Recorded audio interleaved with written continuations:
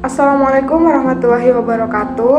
Halo, bertemu lagi dengan saya Rizka Laila Amalia dengan NIM 2041050501056 dari kelas PS3 angkatan 2020. Hari ini lagi-lagi saya mendapatkan kesempatan untuk menanggapi video dari Bapak Abdul Wadud Nafis, yaitu tentang tugas dan wewenang dari OJK atau Otoritas Jasa Keuangan. Langsung saja, yang pertama adalah pengertian dari OJK. OJK adalah sebuah lembaga negara yang memiliki fungsi dan tugas dalam penyelenggaraan sistem pengaturan dan pengawasan terhadap industri jasa keuangan secara terintegrasi atau terstruktur. Nah, dalam pengawasannya ini, Otoritas Jasa Keuangan atau OJK diantaranya itu meliputi pengawasan terhadap perbankan, pasar modal, asuransi, dana pensiun, lembaga pembiayaan, dan beberapa lembaga jasa keuangan lainnya. Nah, adapun Otoritas Jasa Keuangan itu sendiri memiliki beberapa asas. Di antaranya ada 7 asas, yang dimana asas pertama adalah asas independensi, yang dimana asas ini memperlihatkan bahwa tidak ada campur tangan dari keputusan yang diambil oleh OJK. Keputusan OJK itu diambil secara independen dengan tetap sesuai dengan peraturan perundang-undangan yang berlaku. Nah, yang kedua ada asas kepastian hukum, di mana asas kepastian hukum ini adalah asas dalam negara hukum yang mengutamakan landasan peraturan perundang-undangan, kepatutan, dan keadilan dalam setiap kebijakan penyelenggara negaranya.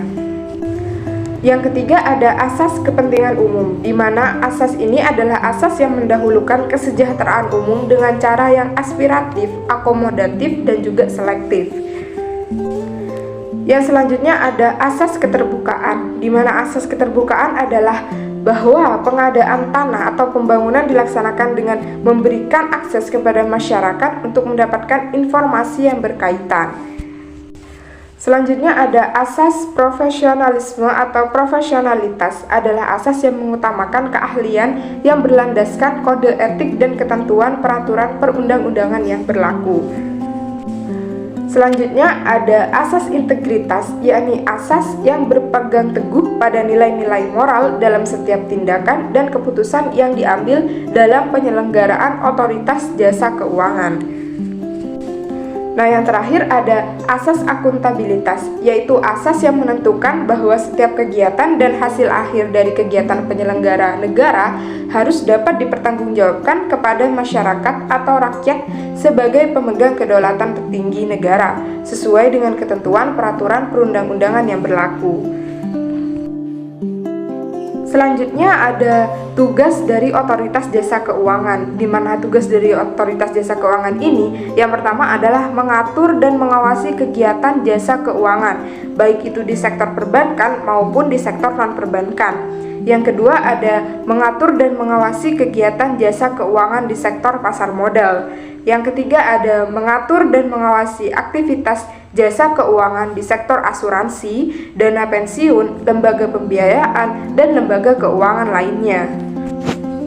Nah, sedangkan untuk wewenang dari OJK itu sendiri, yang pertama adalah menetapkan peraturan perundang-undangan di industri jasa keuangan. Yang kedua, membuat dan menetapkan peraturan tentang pengawasan di industri jasa keuangan. Yang ketiga ada membuat dan menetapkan kebijakan tentang pelaksanaan tugas dari Otoritas Jasa Keuangan.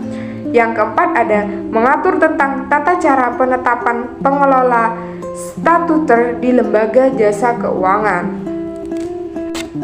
Selanjutnya ada mengatur tentang struktur organisasi dan infrastruktur serta pengelolaan kekayaan dan kewajiban. Yang keenam ada membuat dan menetapkan peraturan tentang tata cara pemberian sanksi berdasarkan peraturan perundang-undangan yang berlaku di sektor jasa keuangan.